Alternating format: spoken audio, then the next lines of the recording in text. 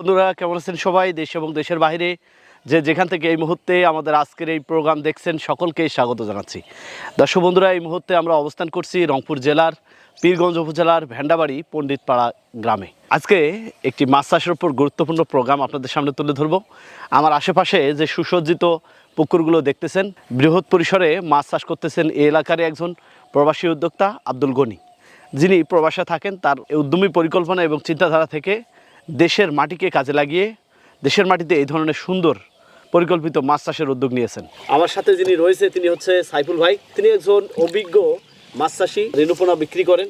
যে চাষিদের হাতে পোনা দিচ্ছেন তাদের পুকুরে কিভাবে সফলভাবে মাছ চাষ করা যায়, সেখানে কিভাবে সফলতা পেতে পারে, সেই ধরনের দিক নির্দেশনাগুলোও তিনি বরাবর চাষিদের দিচ্ছেন। ট্যাংরা, শিং, তারপর কই, এই ধরনের ক্যাটফিশ জাতীয় মাছগুলো চাষ হচ্ছে।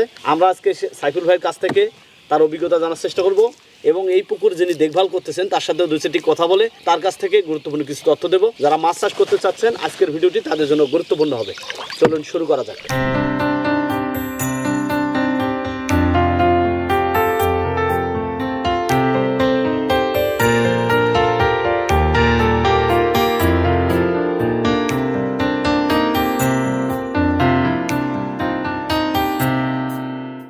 দর্শক বন্ধুরা, এই মুহূর্তে আমরা পদ্মায় যাকে দেখতে পাচ্ছি তিনি হচ্ছে এই মাছের প্রজেক্টের সার্বিক দেখভালের দায়িত্বে রয়েছেন। আমরা তার সাথে দুই চারটি কথা বলবো। আসসালামু আলাইকুম। ওয়ালাইকুম আসসালাম। কেমন আছেন আপনি? আলহামদুলিল্লাহ ভালো। আপনি কেমন আছেন? আলহামদুলিল্লাহ। একটু আপনার পরিচয় দিবেন। আমার নাম মোহাম্মদ শাওন মিয়া। আমি এখানে পরিচালনায় আছি। আমার মালিক মোহাম্মদ আব্দুল গনি প্রবাসে থাকে, আমেরিকায় আছে। এই মাছের প্রজেক্ট কত বছর? প্রায় 3 বছর রানিং চলতেছে। 3 বছর থেকে আপনি আছেন? হ্যাঁ, আমি আছি। পুকুরের পরিধি কত বিঘা? আপনার প্রায় 1.5 একর। পরিকল্পিতভাবে হচ্ছে পুকুরগুলোকে সুসজ্জিত করা হয়েছে। এখানে কি কি মাছ চাষ হচ্ছে? এখানে আপনার হলো ওই শিং, কই, ট্যাংরা। টেকনিক্যাল বিষয়গুলো অনেক দক্ষতার সাথে করতে হয় এবং অনেক দক্ষ লোক ছাড়া এই ধরনের কাজগুলো করা সম্ভব না। এইসব বিষয়ে সার্বিক সহযোগিতা কে করতেছে আপনাদের? ময়মনসিংহের ভাই আছে, এক ভাই মোহাম্মদ সাইফুল ভাই, উনি সহযোগিতা করতেছে। আমাদের সামনে এই মুহূর্তে বসে আছে একজন অভিজ্ঞ চাষি সাইফুল ভাই। সাইফুল ভাই, আসসালামু আলাইকুম। ওয়ালাইকুম আসসালাম। কেমন আছেন আপনি? এই তো আলহামদুলিল্লাহ, ভালো আছেন? আলহামদুলিল্লাহ। আমাকে ভালো লাগতেছে যে আপনাকে আজকে এখানে পেয়ে। আমরা আসছিলাম পীরগঞ্জে এই মাছের পুকুর দেখতে। তো আপনি এখানে কিভাবে যুক্ত হলেন? আমি অনলাইনে মাছের দেখে আমারে ফোন দিছিল। আমি মাছ দিই আর কি, তাদেরকে আমার পরামর্শ নিয়েই কাজ শুরু করে তারা। 3 বছর যাবত তাদেরকে পোনা দিচ্ছি, খোঁজখবর রাখি। তো আজকে আসছি তাদের কই মাছের কালচার সেটিং দেওয়ার জন্য আর কি। পোনাগুলো 3 পুকুরে সেটিং করে দিলাম, 40,000 30,000 এরকম করে আর কি। সাইফুল ভাই, আমরা আজকে অনেক কথা বলবো না। আজকে মাছ চাষের একটু আয় ব্যয়ের হিসাব জানবো। আপনি এখানে এনাদেরকে কি সার্বিক সহায়তা করেছেন? আমি তাদেরকে পুকুর কিভাবে খনন করব ওই পরামর্শ দিই এবং কি তাদেরকে পোনা দেই। পোনা দেওয়ার পাশাপাশি সবসময় খোঁজখবর রাখি কিভাবে খাবার দিচ্ছে, কোন ওষুধগুলো দিচ্ছে, কিভাবে চাষ করলে ভালো হবে। শুধু কি আমাদের এই রংপুরে এই চাষির জন্য এই সাপোর্টটা, না সবখানেই? না, আমি সারা বাংলাদেশে মাছের পোনা সেল দেওয়ার পাশাপাশি সবার খোঁজখবর রাখি। মাছ বিক্রি করার আগ পর্যন্তই পরামর্শ দিয়ে যায়, খোঁজখবর রাখি আর কি। এখন কি কি মাছ পোনা আপনার কাছে পাওয়া যাচ্ছে? বর্তমানে অনেকগুলো আইটেমই আছে। শিং, ট্যাংরা, গুলশা, পাবদা, মাগুর, তারাবাইম, তেলাপিয়া, কই, পাঙ্গাস, বিভিন্ন আইটেম আর কি। 40% পুকুরে 80,000 শিং ছাড়া হয়েছে। আপনি বলছেন 2 লক্ষ ছাড়া যাবে? জি, 2 লক্ষ ছাড়া যাবে। একটা পুকুরে 2 লক্ষ শিং মাছ ছাড়লে সেখানে কেমন খরচ হবে এবং আয়টা কেমন হতে পারে? এটা সম্ভাবনাময় একটা হিসাব যদি। 40 শতকে অনায়াসে 2 লক্ষ শিং মাছ চাষ করা যায়। 2 লক্ষ শিং মাছ থেকে আপনার ঘাটতি হওয়ার পরেও 200 মণ প্লাস শিং মাছ হয়।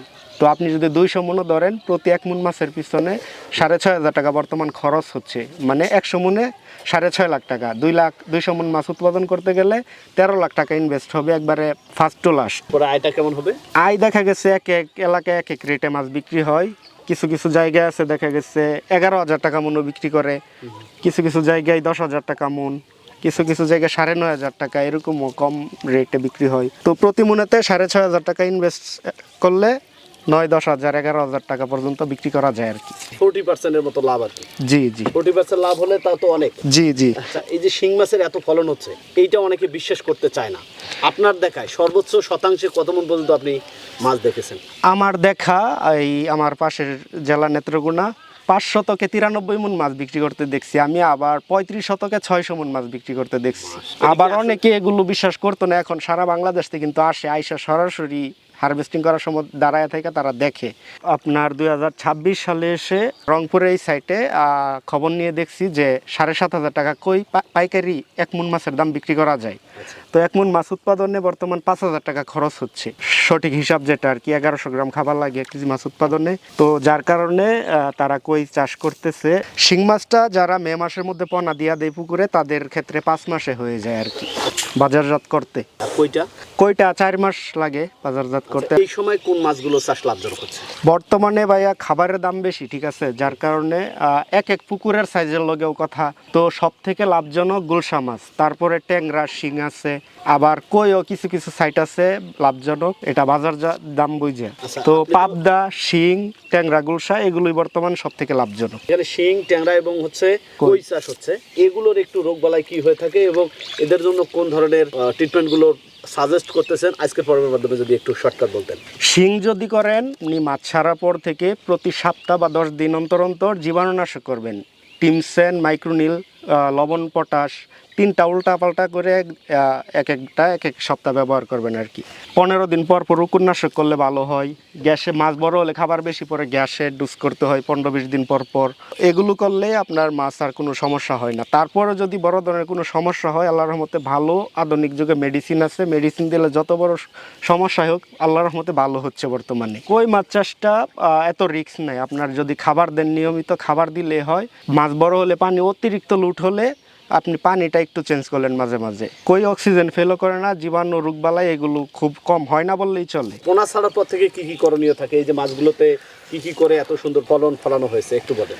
এটা পোনা ছাড়ার আগে পুকুর ভালো করে প্রস্তুত করতে হয়, পানিটা জাত করতে হয়। মাছ ছাড়ার পরে 2 বেলা খাবার দেওয়ার পাশাপাশি সাপ্তাহিক কিছু মেডিসিন আছে, এগুলো দিতে হয়। জীবাণুনাশক আছে, উকুননাশক আছে, গ্যাসের ডোজ করতে হয়, প্রোবায়োটিক দিতে হয়।